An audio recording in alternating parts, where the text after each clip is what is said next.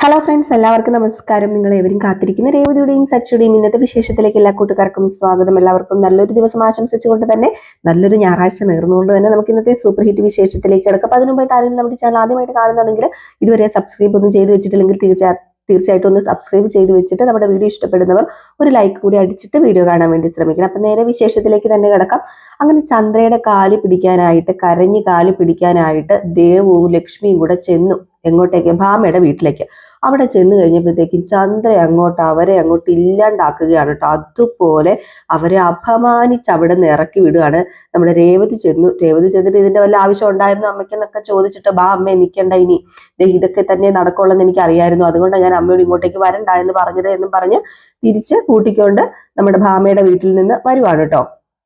പിന്നെ ഇറങ്ങി വരുന്നതിന് മുമ്പ് നമ്മുടെ ലക്ഷ്മി ഒരു കാര്യം പറയുന്നുണ്ട്. ചന്ദ്രെ, നീ പരാതി പിൻവലിക്കണ്ട, പക്ഷെ നിന്റെ മനസ്സിലൊരു ആഗ്രഹം ഉണ്ടല്ലോ, എൻ്റെ മകളെ നിന്റെ വീട്ടിൽ നിന്ന് ഇറക്കി വിടാന്ന്, സച്ചിൻ രേവതിയും തമ്മിൽ പിരിക്കാമെന്ന്. ആ ഒരു ആഗ്രഹം ഒരിക്കലും നടക്കാൻ പോകുന്നില്ല, ഒരിക്കലും അത് നടക്കത്തില്ല, അത് നീ ഓർത്തോ. ഓ പിന്നെ നിങ്ങൾ വന്ന ഇതേ ആവശ്യമായിട്ട് ഞാൻ രവിയേട്ടനും വന്നപ്പം പറഞ്ഞത് ഇത് തന്നെയാ, പറ്റില്ല എന്ന് പറഞ്ഞു. പിന്നെ പറ്റാം, പക്ഷേ രേവതി വെളിയിൽ പോകണം, പിന്നെ നിങ്ങളുടെ മകൻ ജയിലിൽ കിടക്കുന്നതിന് എനിക്കൊരു പ്രശ്നമില്ല. അപ്പോഴത്തേക്കുമാണ് നമ്മുടെ രേവതി പറഞ്ഞ, അമ്മ ആർക്കും സ്വപ്നം കാണാലോ, അമ്മയുടെ ഈ സ്വപ്നം നടക്കാൻ പോകുന്നില്ല അമ്മേ, ഇത് നടക്കത്തില്ല, ഇത് ഞങ്ങൾ നടത്തില്ല, അമ്മ പരാതി പിൻവലിക്കുകയൊന്നും വേണ്ട, ഞങ്ങൾക്ക് ഒരു പ്രശ്നവുമില്ല.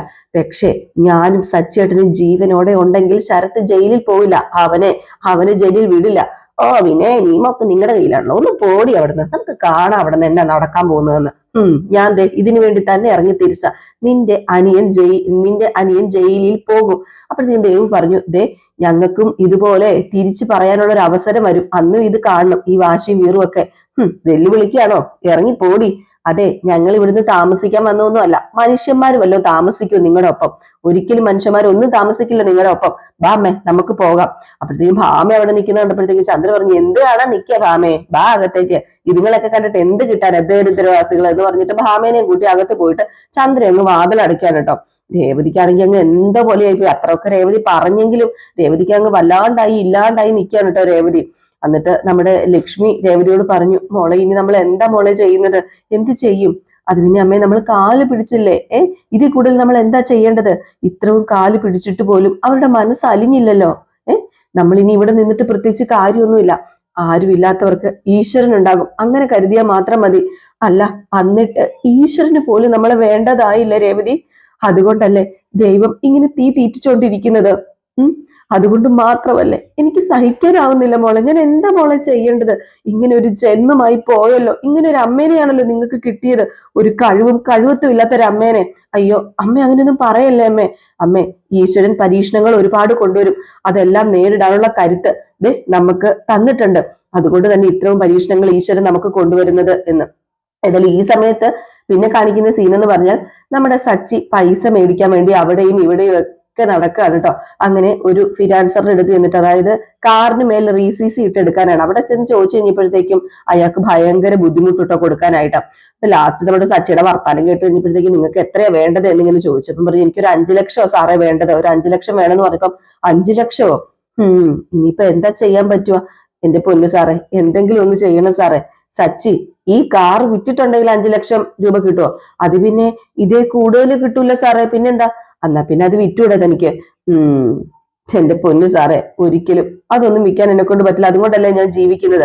അതെ സച്ചി, ഞാനൊരു കാര്യം പറയാം, 5 ലക്ഷം ഒന്നും തരാൻ പറ്റില്ല, മാക്സിമം ഒരു 1.5 ലക്ഷം തരാം. അയ്യോ സാറേ, ഒരു 4 ലക്ഷം എങ്കിലും. സച്ചിയുടെ ആവശ്യം വലുതായിരിക്കും, പക്ഷെ അതനുസരിച്ച് എനിക്ക് ക്യാഷ് തരാൻ പറ്റും, ഇതൊരു ബിസിനസ് അല്ലേ. എന്നാ പിന്നെ സാർ ഒരു 2 ലക്ഷം എങ്കിലും റൗണ്ട് ചെയ്ത്. റൗണ്ട് ചെയ്യാനും സ്കോർ ചെയ്യാനൊന്നും പറ്റില്ല, ഒരു 1.5 ലക്ഷം, അതിലൊരു 1.5 രൂപ പോലും കൂടുതൽ ഞാൻ തരില്ല. അതുകൊണ്ടാ ഞാൻ പറയുന്നത്. ഒരു വാല്യൂ ഉണ്ടല്ലോ ഇതിനൊക്കെ, അതനുസരിച്ചല്ലേ ക്യാഷ് തരാൻ പറ്റത്തുള്ളൂ. സാറേ, ഞാൻ മാസം കൃത്യം ലോൺ അടയ്ക്കാറില്ലേ സാറേ? അതൊക്കെ സത്യമാണ്, പക്ഷെ ഇപ്പൊ ഇതിൽ കൂടുതൽ തരാൻ പറ്റില്ല സച്ചി, ഞങ്ങൾക്ക് കുറെ റൂൾസ് ഒക്കെ ഉണ്ട്, അത് ഞങ്ങൾക്ക് നടപ്പിലാക്കണമല്ലോ. സച്ചിക്ക് 1.5 ലക്ഷം രൂപ വേണോ? എന്നാ പിന്നെ 1.5 ലക്ഷം എങ്കിൽ 1.5 ലക്ഷം. എന്നാ പിന്നെ വന്ന പേപ്പേഴ്സ് ഒക്കെ ഒന്ന് സൈൻ ചെയ്തതാ, ഒരു 2-3 ദിവസത്തിനുള്ളിൽ ലോൺ പാസ്സാവും. അങ്ങനെ നമ്മുടെ സച്ചി വീണ്ടും റീഫിനാൻസ് ഇട്ടിട്ട് CC എടുക്കാൻ വേണ്ടി ഒപ്പിടാനൊക്കെ അങ്ങ് പോവുകയാണ്. അപ്പൊ ഇത് കഴിഞ്ഞ് പിന്നെ കാണിക്കുന്നത് ലക്ഷ്മിനെയും ദേവനെയും തന്നെയാണ്. അവർ വീട്ടിൽ ചെന്നു കേട്ടോ. അങ്ങനെ നമ്മുടെ ലക്ഷ്മി പറഞ്ഞു, 5 ലക്ഷം രൂപ വക്കീലിന് കൊടുക്കണം എന്നല്ലേ പറഞ്ഞത്? മോളെ, ഇത് 1.5 ലക്ഷം രൂപയുണ്ട്, ഇത് മോളുടെ കയ്യിൽ വെച്ചോ. അമ്മേ ഞാൻ ഈ ക്യാഷ് മേടിച്ച് സച്ചേട്ടൻ എന്നെ വഴക്ക് പറയും. അമ്മ സ്വർണം പണയം വെച്ച് ക്യാഷ് മേടിക്കേണ്ട ആവശ്യമൊന്നും ഇല്ലായിരുന്നു. ദേവുവിന്റെ കല്യാണം. എന്റെ പൊന്നും മോളെ, 5 ലക്ഷം രൂപ സച്ചി എങ്ങനെ സംഘടിപ്പിക്കാനാ? അതൊക്കെ സച്ചേട്ടൻ ചെയ്തോളും മോളെ. ഇത് നീ വാങ്ങി സച്ചിക്ക് കൊടുക്ക പ്ലീസ്. നീ ഇത് വാങ്ങ്. എന്നിട്ട് എന്നിട്ട് നീ ശരത്തിന് വെളിയിലിറക്ക്. എന്റെ പൊന്നമ്മ, ഈ ക്യാഷ് മേടിക്കണമെന്നും സച്ചേട്ടനെ കഷ്ടപ്പെടുത്തണ്ടെന്നും ഒക്കെ എന്റെ മനസ്സിലുണ്ട്. പക്ഷെ ഞാൻ ഇത് മേടിച്ചു കഴിഞ്ഞിട്ടുണ്ടെങ്കിൽ സച്ചേട്ടൻ എന്റെ വഴക്ക് പറയും. അതുകൊണ്ടാ. എന്നാ പിന്നെ ഞാൻ സച്ചിനെ വിളിക്കാം എന്ന് പറഞ്ഞ് നമ്മുടെ ലക്ഷ്മി നേരെ സച്ചിനെ വിളിക്കുകയാണ് കേട്ടോ. അങ്ങനെ നമ്മുടെ ലക്ഷ്മി വിളിച്ചപ്പോ സച്ചി ഫോൺ എടുത്തിട്ട്, എന്താ അമ്മേ? അത് പിന്നെ മോനെ, നീ ഒന്ന് വീട് വരെ വരുവോ? ഞാനിപ്പോ എന്തിനാ അങ്ങോട്ടേക്ക് വരേണ്ടത്? ഒരു ആവശ്യം ഉണ്ടായിരുന്നു. എന്നാ പിന്നെ ഞാന് രേവതിനെയും കൂട്ടി അങ്ങോട്ടേക്ക് വരാം. അയ്യോ വേണ്ട, രേവതി ഇവിടെ ഉണ്ട്. ആണോ? എന്നാ പിന്നെ ഞാൻ അങ്ങോട്ടേക്ക് വരാന്ന് പറഞ്ഞിട്ട് നമ്മുടെ സച്ചി അങ്ങോട്ടേക്ക് പോകാൻ തുടങ്ങുക. അപ്പോഴും സച്ചിയുടെ മനസ്സിൽ എന്തിനായിരിക്കും അമ്മ വിളിക്കുന്നത്, എന്തായിരിക്കും കാര്യം എന്നൊക്കെ ഇങ്ങനെ ചിന്തിച്ചോണ്ടാ പോകുന്നത് കേട്ടോ.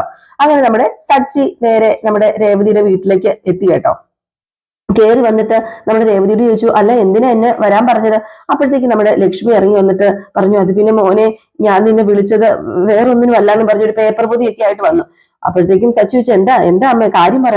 അത് പിന്നെ ക്യാഷ് സംഘടിപ്പിക്കാൻ വേണ്ടി മോൻ അവിടെയും ഇവിടെയൊക്കെ ഓടുവാണെന്ന് രേവതി എന്നോട് പറഞ്ഞു. 5 ലക്ഷം എവിടെ നിന്ന് കിട്ടാനാ? നീ എന്താ രേവതി ഇങ്ങനെയൊക്കെ അമ്മയോട് പറയുന്നത്? അമ്മ ആകെ വിഷമിച്ചിരിക്കല്ലേ? അല്ലെങ്കിൽ തന്നെ നിനക്ക് ഇത് വല്ല കാര്യം ഉണ്ടായിരുന്നോ? അത് പിന്നെ മോനെ, വക്കീലിന് പെട്ടെന്ന് തന്നെ എങ്ങനെയെങ്കിലും ക്യാഷ് കൊടുക്കണം. എന്റെ മോൻ ജയിലിൽ പോകാൻ പാടില്ല. ഇത് ഇത് ഒരു 1.5 ലക്ഷം രൂപയുണ്ട്. ഇത് ഇപ്പൊ എന്റെ കയ്യിലുള്ളൂ. മോന് ഇത് മേടിക്ക്. അമ്മ ഇതിന്റെ ആവശ്യം ഉണ്ടായിരുന്നോ? അമ്മ ഇപ്പം ഈ 1.5 ലക്ഷം രൂപ എവിടെന്നാ ഈ സംഘടിപ്പിച്ചത്? അത് വേറൊന്നുമല്ല, എന്റെ കയ്യിലുണ്ടായിരുന്ന കുറച്ച് പൈസയും അതുപോലെ തന്നെ എനിക്ക് ജോലി ചെയ്യുന്നുണ്ടല്ലോ ഞാൻ, അതും പിന്നെ അവിടെ നിന്ന് ഇവിടെ നിന്നും ഒക്കെ ആയിട്ട് ഒപ്പിച്ചതാ ഈ ഒരു 1.5 ലക്ഷം രൂപ. അത് മോനിത് മേടിക്കണം. ഞാൻ പറഞ്ഞല്ലോ, പ്ലീസ് മോനിത് മേടിക്കാതെ ഇരിക്കരുത് എന്ന് പറഞ്ഞ ഇതങ്ങോട്ട് കൊടുക്കാൻ തുടങ്ങിയപ്പോഴത്തേക്ക്, എന്താ അമ്മ ഇത്? പണയം വെച്ചൊക്കെ പൈസ തരേണ്ട ആവശ്യമുണ്ടോ? കട മേടിച്ചിട്ടൊക്കെ? മോനെ, എന്നെ കൊണ്ട് ചെയ്യാൻ പറ്റുന്നതല്ലേ എനിക്ക് ചെയ്യാൻ പറ്റത്തുള്ളൂ. നീ എത്രയാണെന്ന് വെച്ചാ ഓടുക. നിനക്ക് താങ്ങും തണലും ആകണ്ടേ? എന്റെ പൊന്നു രേവതി, അമ്മ എന്താ പറയുന്നത്? നീ ഇതിനു വേണ്ടിയാണ് ഇങ്ങോട്ട് വന്നത്? ഞാൻ പറഞ്ഞതാ, പണയം വെച്ച് ക്യാഷ് മേടിക്കേണ്ട. സച്ചിയുടെ വഴക്ക് പറയുന്നു കേക്കണ്ടേ? ക്യാഷ് മേടിക്കണ്ടെന്ന് 100 തവണ ഞാൻ പറഞ്ഞത്. അപ്പൊ ലക്ഷ്മി പറഞ്ഞു, ക്യാഷ് മേടിക്കണ്ടെന്ന് മോൻ പറഞ്ഞു. ഇവള് ക്യാഷും മേടിച്ചില്ല. അതാ മോനോട് വരാൻ പറഞ്ഞത്. ഇപ്പൊ മോന്റെ ബുദ്ധിമുട്ട് എന്താണെന്ന് നന്നായിട്ട് മനസ്സിലാക്കാൻ പറ്റുന്നത് എനിക്കാ. അത് പിന്നെ വേണ്ടായിരുന്നു അമ്മ, ഇതിന്റെ ആവശ്യമില്ലായിരുന്നു. അത് പിന്നെ എല്ലാത്തിനേക്കാളും വലുത് എനിക്ക് എന്റെ മോനാ. അവനെ എങ്ങനെയെങ്കിലും ഒന്ന് രക്ഷിക്കണം സച്ചി. ഇത് നീ മേടിക്ക്. എന്നിട്ട് ബാക്കി പൈസ മോൻ ഉണ്ടാക്കിയാ മതിയല്ലോ. പ്ലീസ് ഇത് മേടിക്ക്. മോൻ ഇങ്ങനെ ഒറ്റയ്ക്ക് ഓടുന്നത് കാണാനേ ഈ അമ്മയ്ക്ക് വയ്യ. അമ്മേ, റോഡിൽ പോകുന്ന ഒരു ആൾക്ക് ആവശ്യം വന്നാലും സഹായിക്കുന്നവനാ സച്ചി. പിന്നെ എന്റെ കുടുംബത്തിലൊരാൾക്ക് എന്തെങ്കിലും സംഭവിക്കുമ്പോൾ സഹായിക്കേണ്ടത് ഞാനല്ലേ? പിന്നെ എന്നെ കൊണ്ട് പറ്റില്ല, അതിനുള്ള കഴിവ് എനിക്കില്ല എന്ന് അമ്മ കരുതിയോ? അയ്യോ, ഞാൻ അങ്ങനെയൊന്നും വിചാരിച്ചിട്ടില്ല. എല്ലാ ഭാരങ്ങളും മോനെ ഒറ്റയ്ക്ക് ചുമക്കണ്ടെന്ന് കരുതിയിട്ടാ. അമ്മ ഇതൊരു ഭാരമായിട്ടൊന്നും ഞാൻ കരുതുന്നില്ല. മോനെ, എന്നെ കൊണ്ടാവുന്നത് ഞാൻ ചെയ്തേ ഉള്ളൂ. മോനിത് മേടിക്കണം പ്ലീസ് മോനെ.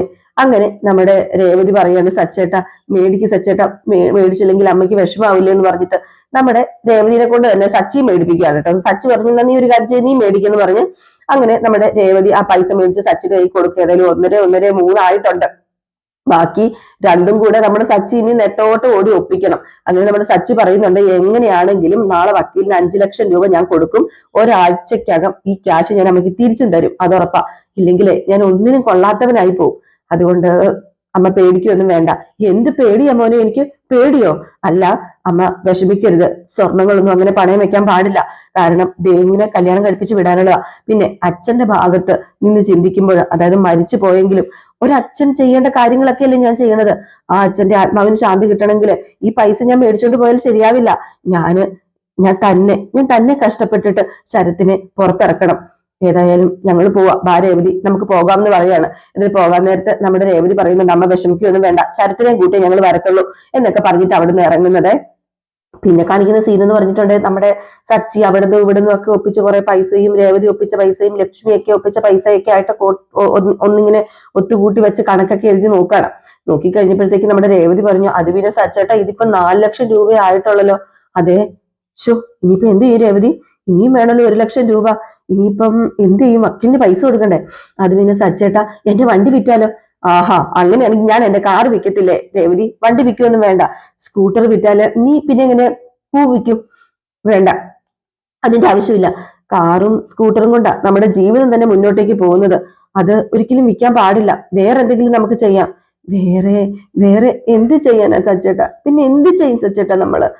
ഇനി 1,00,000 രൂപയും കൂടി ഉണ്ടാക്കണ്ടേ എന്ന് പറഞ്ഞിട്ട് ഭയങ്കര കരച്ചിൽ. അപ്പം നമ്മുടെ രേവതി പോയിട്ട് സച്ചി പറഞ്ഞു, കരയാതെ രേവതി, എന്തിനാ കരയുന്നത്? അപ്പോഴത്തേക്ക് നമ്മുടെ രവീന്ദ്രൻ വന്നു. രവീന്ദ്രൻ വന്നിട്ട് മക്കളെ നിന്ന് വിളിച്ചോണ്ട് കയറി വരിക. അപ്പോഴത്തേക്കും പെട്ടെന്ന് നമ്മുടെ സച്ചി പറഞ്ഞു, അച്ഛൻ വന്നു പെട്ടെന്ന് കണ്ണ് തുടക്കി, അച്ഛനൊന്നും അറിയണ്ട, അച്ഛനൊന്നും അറിയാൻ പാടില്ല എന്ന് പറഞ്ഞ് കണ്ണൊക്കെ തുടക്കുകയാണ്. അപ്പൊ രവീന്ദ്രൻ ഇങ്ങനെ പതുക്കെ നടന്ന് കയറി വന്നപ്പോഴത്തേക്കും നമ്മുടെ സച്ചി രവീന്ദ്രനെ കണ്ടത് എണീറ്റു. രേവതി എണീറ്റു. അപ്പോഴത്തേക്കും രവീന്ദ്രൻ ചോദിച്ചു, മക്കളെ എന്താ രണ്ടുപേരും ഉറങ്ങാതിരിക്കുന്നത്? ഏയ് ഞങ്ങൾ ഓരോന്നും സംസാരിച്ചിട്ടൊക്കെ ഇരുന്നതാ. എടാ ദേ ഇതൊരു 75,000 രൂപയുണ്ട്, ഇത് കൈ പിടിച്ചേ. 75,000 രൂപയോ? അല്ല അച്ഛാ, ഇതെന്തിനാ? ഇത് മേടിക്കേ, ഈ 75,000 രൂപ മേടിക്കേ. അച്ഛാ ഇതിന്റെ ആവശ്യമില്ല അച്ഛാ. ഇതിന്റെ ആവശ്യമുണ്ട്. നീയൊക്കെ കുഞ്ഞായിരിക്കുമ്പോ ഉണ്ടല്ലോ, എന്റെ കഷ്ടപ്പാടുകള് നിങ്ങളെ ഞാൻ മറച്ചു വെച്ചിട്ടാ ഓരോന്ന് ചെയ്തിട്ടുള്ളത്. ഇപ്പം നീ വളർന്നപ്പം ഈ അച്ഛനെ മറച്ചു വെക്കുക അല്ലെ? ഈ കഷ്ടപ്പാടൊക്കെ മറച്ചു വെച്ചിട്ട് നീ വലിയ ആളാവുമല്ലേ? എനിക്ക് മനസ്സിലായി സച്ചി, നിന്റെ കഷ്ടപ്പാട് എന്താണെന്ന്. ഇവിടെ നടക്കുന്ന ഓരോ കാര്യങ്ങളും എനിക്ക് മനസ്സിലാവുന്നുണ്ട് സച്ചി. നിങ്ങളുടെ വിഷമം എനിക്ക് മനസ്സിലാവും. എന്റെ മോന്റെ വിഷമം ഞാനല്ലാതെ പിന്നെ ആരാ മനസ്സിലാക്കേണ്ടത്? നിങ്ങൾക്കിപ്പം ക്യാഷിന്റെ ആവശ്യമുണ്ട്, അതിയായ ആവശ്യമുണ്ട്. അതുകൊണ്ട് എന്റെ കയ്യിലുള്ള ഈ 75,000 രൂപ ഇത് നീ മേടിച്ചേ പറ്റൂ. ഇത് നിന്റെ അളിയനെ രക്ഷിക്കാനുള്ള അച്ഛന്റെ പങ്കാണെന്ന് കരുതിയാ മതി. പിടിക്കടാ, ഇതങ്ങ് പിടിച്ച്. അയ്യോ വേണ്ട അച്ഛാ, പിടിക്കാനാ പറഞ്ഞത് എന്ന് പറഞ്ഞ് ആ 75,000 രൂപ നമ്മുടെ സച്ചിയുടെ കൈകളിലേക്ക് വെച്ച് ഏൽപ്പിച്ചിട്ട് രവീന്ദ്രൻ അങ്ങ് പോവാണ്. അപ്പോഴത്തേക്ക് പെട്ടെന്ന് നമ്മുടെ രേവതി ചെന്നിട്ട്, അച്ഛ നിക്കച്ചാന്ന് പറഞ്ഞിട്ട് പറഞ്ഞു. എന്നിട്ട് നമ്മുടെ രേവതി ഇങ്ങനെ കൈ കൂപ്പാണ് കേട്ടോ. ഒരുപാട് താങ്ക്സ് അച്ഛാന്ന് പറഞ്ഞപ്പം, എന്താ മോളെ ഈ രണ്ട് കുടുംബം ഒന്നല്ലേ? എനിക്ക് അങ്ങനെയാ, ഞാൻ അങ്ങനെയേ കണ്ടിട്ടുള്ളൂ. ഞാൻ എന്റെ കുടുംബത്തിന് വേണ്ടിയിട്ടാ എന്നാലാവുന്നത് ചെയ്തതും, എന്റെ കുടുംബത്തിന് വേണ്ടി ഞാൻ ജീവിച്ചത് തന്നെ. അപ്പൊ പിന്നെ ഇതും കൂടെ ചെയ്യത്തില്ലേ?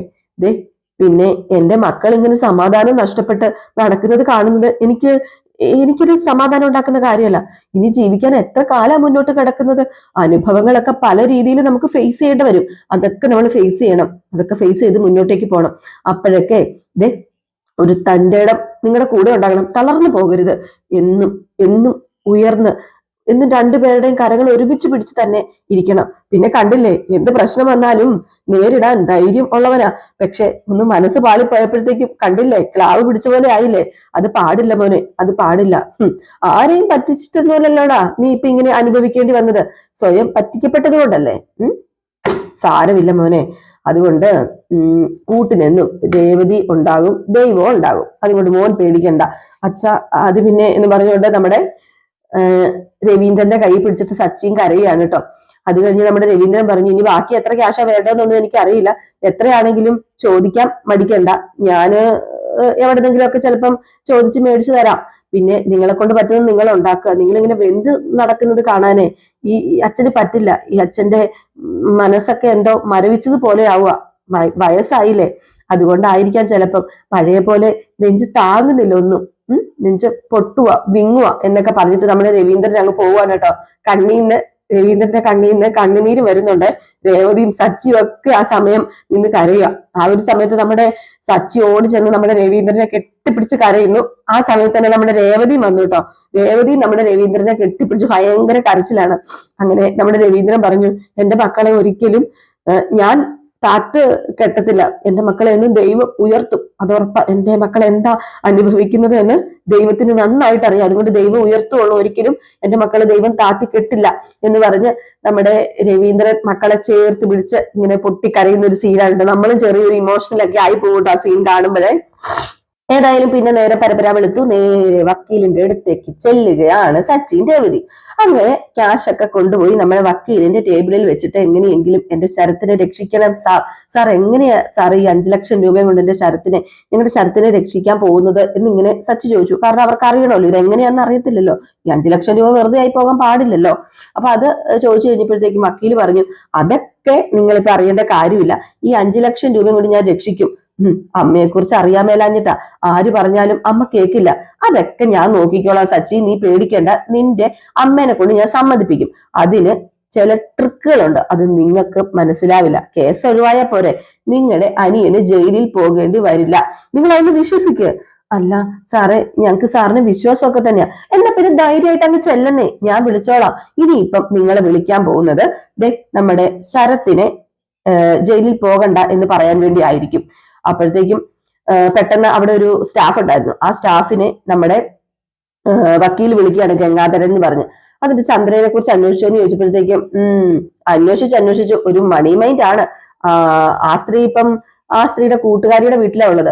അല്ല സാറേ, ഞാൻ വിളിച്ചു വരുത്തട്ടെ? ഏയ് വേണ്ട വേണ്ട വേണ്ട വേണ്ട, നമുക്ക് ആ സ്ത്രീ അങ്ങോട്ട് ചെന്ന് കാണാമെന്ന് വക്കീല് പറയാം. അപ്പൊ വക്കീലിന്റെ തന്ത്രം എന്ന് പറയുന്നത് മണി കാണിച്ച് നമ്മുടെ ചന്ദ്രനെ ഒന്ന് മയക്കാൻ വേണ്ടി തന്നെ ആയിരിക്കാം. അതിനായിരിക്കും 5 ലക്ഷം രൂപ നമ്മുടെ വക്കീൽ മേടിച്ചത്. ഏതായാലും വക്കീല് കാണാനായിട്ട്, ചന്ദ്രനെ കാണാനായിട്ട് വക്കീൽ അങ്ങോട്ടേക്ക് ചെല്ലാണ് കേട്ടോ. അപ്പൊ അങ്ങനെ നമ്മുടെ ഭാമ വാതിൽ തുറന്ന് കോളിംഗ് ബെല്ല് കേട്ടപ്പോഴത്തേക്കും അപ്പൊ ഭാമ ചോദിച്ചു ആരാന്ന്. അപ്പൊ പറഞ്ഞു ചന്ദ്ര മേഡം ഇല്ലേ? ആ ഉണ്ടല്ലോ. ആ ഉണ്ട്, ഒന്ന് വിളിക്കാമോ? ആ വിളിക്കാലോ എന്ന് പറഞ്ഞ് ചന്ദ്രനെ വിളിച്ചു. അപ്പോഴത്തേക്കും ചന്ദ്ര വന്നു ചോദിച്ചു ആരാ, മനസ്സിലായില്ലല്ലോ. അതെ, ഞാന് അഡ്വക്കേറ്റ് പ്രതാപൻ. ഞാന് നിങ്ങളോടൊന്ന് സംസാരിക്കാൻ വേണ്ടി വന്നതാ. അതിനെന്താ സംസാരിക്കാലോ, അകത്തേക്ക് വരൂ എന്ന് പറഞ്ഞ് ചന്ദ്ര അദ്ദേഹത്തിനെയും കൂട്ടി അകത്തേക്ക് കയറി പോവുകയാണ്. ഏതായാലും മാന്യമായിട്ട് തന്നെയാണ് കേട്ടോ അദ്ദേഹത്തിനോട് പെരുമാറുന്നത്. അഡ്വക്കേറ്റ് ആണല്ലോ, അപ്പൊ അതിൻ്റെതായ ഒരു രീതിയിൽ പെരുമാറണമല്ലോ. അങ്ങനെ നമ്മുടെ വക്കീല് പറഞ്ഞു, അതെ ഞാൻ നിങ്ങളുടെ മരുമകളുടെ കുടുംബത്തിലെ ലോയറാ. മലേഷ്യയിലെയോ? അല്ലല്ലല്ല, രേവതി. ഓ, അങ്ങനെ ഒരു മരുമകൾ എനിക്കില്ല. ഞങ്ങളൊരു തമ്മിൽ ആ കുടുംബത്തിലെ ഒരാളുമായിട്ട് ഞങ്ങൾക്ക് ഒരു ബന്ധവുമില്ല. അയ്യോ, നിങ്ങളുടെ കുടുംബത്തിൽ 1000 പ്രശ്നം കാണും, അത് സംസാരിക്കാനല്ല ചന്ദ്രമതി ഞാൻ ഇങ്ങോട്ടേക്ക് വന്നത്. ഞാൻ നേരിട്ട് വിഷയത്തിലേക്ക് വരാം. ചന്ദ്രമതി നല്ലോണം മേഡം എന്നാണ് വിളിക്കുന്നത്. അങ്ങനെ അയാൾ പറയാണ്, നിങ്ങൾ ശരത്തിന്റെ പേരിൽ ഒരു കേസ് കൊടുത്തില്ലേ? പിന്നെ എന്റെ ക്യാഷ് മോഷ്ടിച്ച ആ കള്ളന്റെ പേരിൽ ഞാൻ കേസ് കൊടുക്കുമല്ലോ, അത് പിന്നെ എന്താ ചെയ്യേണ്ടത്? മുമ്പ് എന്റെ വീട്ടിൽ നിന്ന് അവൻ ബൈക്ക് മോഷ്ടിച്ചു. അന്നേ അവന് ഞാൻ ജയിലിൽ പറഞ്ഞ് അയക്കേണ്ടതായിരുന്നു. എന്റെ ഭർത്താവ് ഒരു കരുണാമയനായതുകൊണ്ട്, ദൈവത്തെ പോലെ ഒരു മനുഷ്യനായതുകൊണ്ട് അന്ന് അവൻ രക്ഷപ്പെട്ടു. ആ കള്ളന്റെ ചേച്ചിയെ എന്റെ വീട്ടിലേക്ക് കെട്ടിക്കൊണ്ട് വരേണ്ട വല്ല കാര്യം ഉണ്ടായിരുന്നു? ഓ, അതിന് പിന്നിലും ആ കരുണാമയൻ തന്നെയാ, എന്റെ ഭർത്താവ് എന്ന് പറയുന്ന കരുണാമയൻ. ഇപ്പൊ ആകെ നാണം കെട്ടു. കുടുംബത്തിന്റെ വില പോയി, നിലയും പോയി. എന്റെ 1 ലക്ഷം രൂപയാ ആ കള്ള മോഷിച്ചോണ്ട് പോയത്. വക്കീലിന് അറിയാമോ? ഞാന് അവനെ വെറുതെ വിടണോ? അതിനാ ഞാൻ കേസ് കൊടുത്തത്. അവൻ ജയിലിൽ കിടക്കട്ടെ, ജയിലിൽ കിടക്കുക തന്നെ വേണം. അപ്പൊ നമ്മുടെ വക്കീലിന് ഒരു പുഞ്ചിരിയൊക്കെ ഉണ്ട് കേട്ടോ, ചിരിച്ചോണ്ടൊക്കെയാണ് കാണുന്നത് അല്ല കേൾക്കുന്നത്. അപ്പൊ നമ്മുടെ ചന്ദ്ര പറയുന്നുണ്ട്, അവന് വക്കാലത്ത് പിടിച്ചോണ്ടാ വരുന്നതെങ്കിൽ വേണ്ട, ഞാന് അതൊന്നും മാറ്റാൻ പോകുന്നില്ല, ഇതെന്റെ വാശിയ, ജയിലിൽ കിടക്കണം അവൻ. അല്ല, ആ പയ്യനെ ജയിലിൽ പറഞ്ഞയച്ചിട്ട് മേഡത്തിന് എന്താ ലാഭം? ആ പയ്യൻ മോഷിച്ച് ക്യാഷ് നിങ്ങൾക്ക് തിരികെ തന്നതല്ലേ, പിന്നെ ജയിലിൽ കിടന്നിട്ട് എന്തിനാ? പിന്നെ കേസ് നിങ്ങൾ ഉദ്ദേശിച്ച പോലെ സ്ട്രോങ് ആയിട്ടൊന്നും നിൽക്കത്തില്ല, അത് മനസ്സിലാക്കുക. കോടതി അവന്റെ പ്രായം പരിഗണിക്കും. മുമ്പ് അവന് ഇതേപോലെയുള്ള കേസൊന്നും ഉണ്ടായിട്ടുമില്ല. അപ്പം അതുകൊണ്ട് വലിയ ശിക്ഷയായിട്ടൊന്നും കിട്ടാനൊന്നും പോകുന്നില്ല. അവന് ജയിലിൽ വിടാൻ പോകുന്നില്ല. പിന്നെ എന്തിനാ വെറുതെ? പിന്നെ കട്ടവനെ പിടിച്ച് ജയിലിലുണ്ടേ വക്കീലെ? വെറുതെ ഇങ്ങനെ വിടുന്നോണ്ടാ കള്ളന്മാര് നാട്ടിൽ കൂടുന്നത്. അവനൊരു പ്രൊഫഷണൽ കള്ളനൊന്നും അല്ല. നിങ്ങൾ ആ പയ്യനെ വല്ലാതെ ഇൻസൾട്ട് ചെയ്യൂ. അതുകൊണ്ട് ആ ദേഷ്യത്തിന് നിങ്ങളുടെ കാശ് മോഷിച്ചു, അത്രേ ഉള്ളൂ. പിന്നെ ദേഷ്യത്തില് ഒരാളെ കൊന്നു കഴിഞ്ഞാല് അയാളെ വെറുതെ വിടുവോ? ഓ, അത് വേറെ ഇത് വേറെ, ഇതൊരു കുടുംബ പ്രശ്നമാ, അത് നിങ്ങൾ മനസ്സിലാക്കുക. അതൊക്കെ ജഡ്ജി കണക്കിലെടുക്കും. ജഡ്ജി പൊട്ടലൊന്നും അല്ല, ജഡ്ജിക്ക് ഇതൊക്കെ മനസ്സിലാകും എന്റെ പൊന്നു മേഡം. അപ്പോഴത്തേക്കും കൂടെ വന്ന ഗുമസ്തൻ പറഞ്ഞ് ജയിലിൽ പറഞ്ഞ് അയക്കാനുള്ള സാധ്യത കുറവാ. ഇനിയിപ്പോ ജയിലിൽ കിടക്കേണ്ടി വന്നാലോ 1-2 മാസം, അതിനപ്പുറം പോകത്തൊന്നുമില്ല. ഓ, 1-2 മാസം കൂടി കിടക്കൂലോ? കിടക്കട്ടെ, 1-2 മാസം കിടക്കട്ടെ. അവനെ ജയിലിൽ പോണം, അത് എനിക്ക് കാണണം, അതിന്റെ ഒരു വാശിയാന്ന് സാറുമാര് കൂട്ടിക്കോ. മേഡം, അവന് ജയിലിൽ പറഞ്ഞു വിടുന്നത് കൊണ്ട് നിങ്ങൾക്ക് എന്താ ലാഭം ഇരിക്കുന്നത്? നിങ്ങൾക്ക് ലാഭമുള്ള കേസ് ചെയ്യത്തില്ലേ നിങ്ങള്? അവനെതിരെയുള്ള കേസ് പിൻവലിക്കുക. പരാതി പിൻവലിച്ചാൽ എനിക്ക് എന്താ ലാഭം? ലാഭമുണ്ട്, ലാഭമേ ഉള്ളൂ.